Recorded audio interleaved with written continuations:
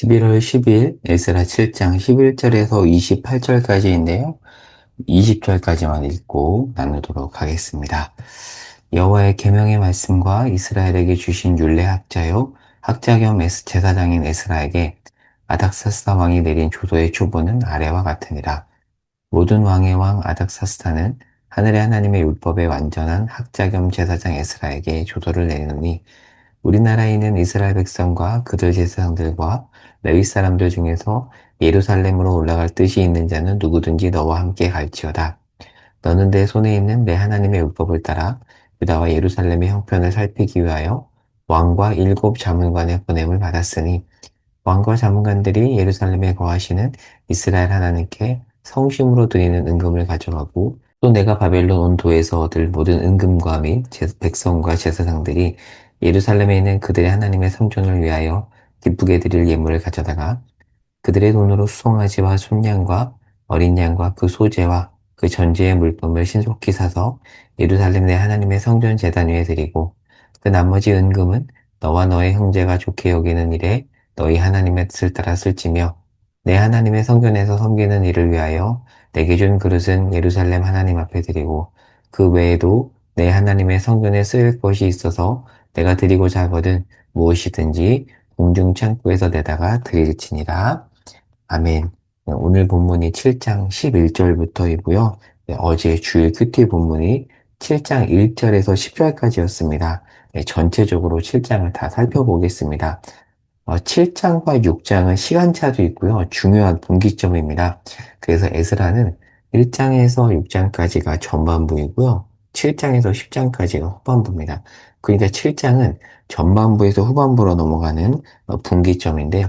7장 이해를 위해서 연대를 다시 한번 정리하면서 그 흐름 속에서 7장을 보도록 하겠습니다. 먼저 6장까지 내용 전반부인데요.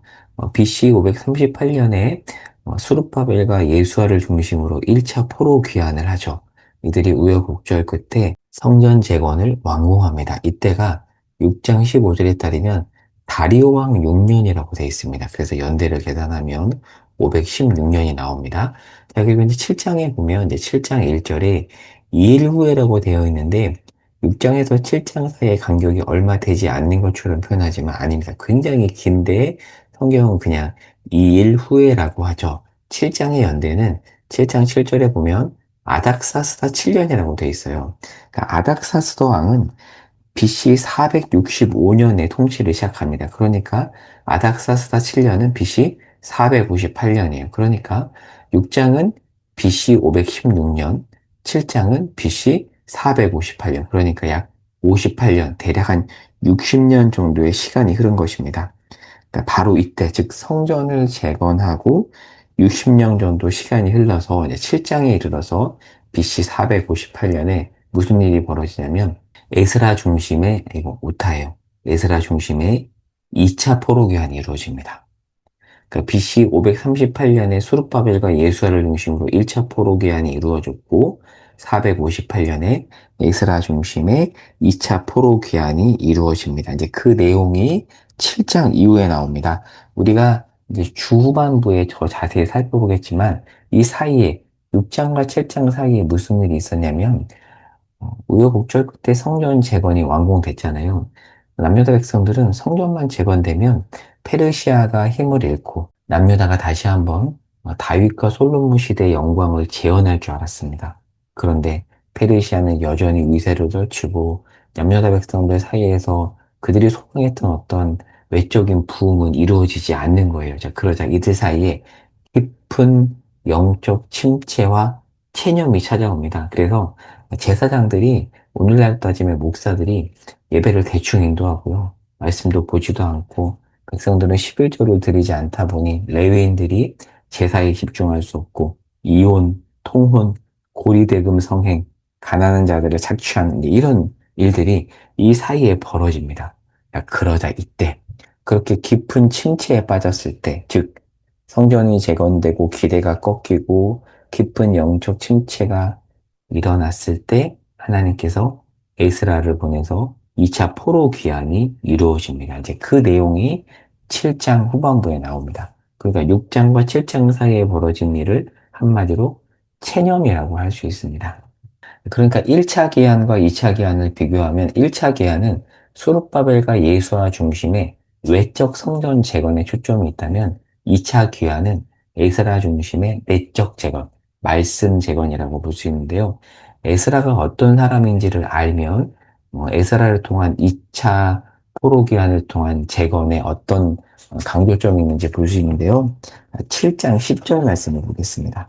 에스라가 어떤 사람이고 하나님께서 에스라를 통해서 무슨 일을 하시는가? 7장 10절입니다. 에스라가 여호와의 율법을 연구하여 준행하며 율례와 규례를 이스라엘에게 가르치기로 결심하였더라. 그러니까 에스라는 말씀을 연구하는 사람이었어요.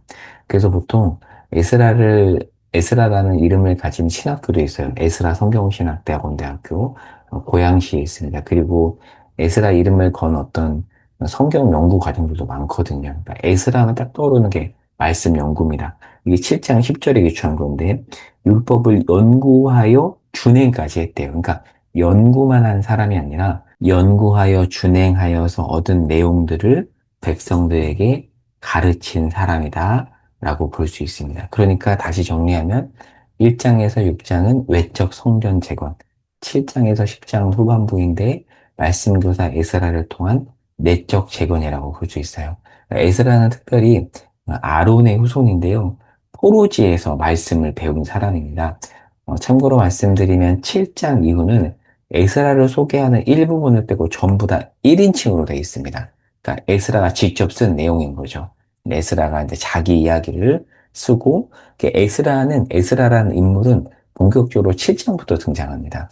우리가 이제 에스라서라고 하니까 1장에서 6장까지 에스라가 나오는 것 같지만 아니요. 에스라는 본격적으로 7장부터 나옵니다. 자, 그리고 이제 오늘 본문 7장 후반부에 보면 이 에스라가 잘 귀환하도록 페르시아 왕이 돕는 내용이 나옵니다. 포로지에서 예루살렘까지 한 대략 1400에서 1500km 정도 되거든요. 그 길을 가는데 여러 가지 어려움이 있을 수 있잖아요. 그리고 가는 길마다 세금을 내야 되는데 세금 면제 명령도 이 페르시아 왕이 내리고요. 가서 잘 재건할 수 있도록 물품도 줍니다. 자, 이들이 가서 이제 해야 되는 일은 뭐죠? 잘 도착해서 영적으로 무너진 예루살렘을 영적으로 재건하는 일입니다. 자, 이제 오늘 말씀을 정리해 볼게요. 6장과 7장은 큰 시간차가 있습니다. 그 사이에 무슨 일이 있었죠? 성전만 재건되면 다시 유대가 힘을 얻을 줄 알았는데 그런 일이 일어나지 않은 채 무려 58년, 약 60년의 시간이 흐르면서 사람들이 체념하기 시작한 거죠. 생각을 해보세요. 60년이면 정말 긴 겁니다. 1년 지나면 다시 예전에 그 부귀 영화를 우리가 누릴 수 있을 거야. 그런데 그 기대가 꺾이기 시작한 거죠. 1년, 2년, 10년, 20년, 무려 60년이 지났습니다. 완전히 체념을 했겠죠. 바로 그때 에스라가 온 겁니다. 무엇을 위해 온 것이죠? 외적 성전보다 더 중요한 내적인 영전 재건, 무엇을 통한? 말씀을 통한 영적 재건을 위해서 에스라가 옵니다. 그리고 결국 이 남유다 백성들 안에 말씀의 부흥이 일어납니다. 간단하게 오늘날 상황에 적용을 한다면 한국 교회가 어렵다는 이야기를 참 많이 합니다. 물론 어렵습니다. 그런데 저는 그렇게 생각해요. 이 어려움을 이겨낼 수 있는 길은 결국 말씀이라고 생각해요. 말씀의 흥왕이라고 생각합니다. 말씀의 행황이란 무엇일까? 이런 거죠. 말씀을 가르치는 저 같은 목회자가 말씀을 에스라처럼 어떻게 해요? 연구하고 준행하고. 그러니까 연구만 하는 게 아니라 연구하고 준행하여서 제대로 가르치고 그 말씀을 듣는 교인들이 때로는 목사의 말씀도 잘 듣지만 스스로 말씀을 읽고 묵상하고 사랑하고 바쁘지만 현대인들이 얼마나 바쁩니까? 그러나 시간 낼 수 있잖아요. 단 얼마만의 시간을 내더라도 말씀을 읽고 그리고 그 말씀대로 살기 위해서 애쓰고 기도한다면 저는 거기서 이 무너진 한국교회 부흥이 다시 일어날 거라고 생각합니다. 바라기는 우리 개인과 공동체 안에 이러한 말씀 재건, 부흥의 일이 일어날 수 있기를 소망합니다. 여러분 오늘 끝나고 나서 7장 10절을 다시 한번 읽어보십시오. 에스라는 어떤 사람이었죠? 연구하고 준행하여서 가르친 사람입니다. 여러분 연구하시고요. 그 연구한 내용대로 살기 위해서 애쓰시고 그 내용을 가르치시기 바랍니다. 기도하겠습니다. 하나님, 에스라를 통한 말씀 분, 오늘날 우리 삶과 우리 공동체에도 있기를 소망합니다. 그 부흥의 역사가 일어나게 하옵소서. 예수님의 이름으로 기도합니다. 아멘.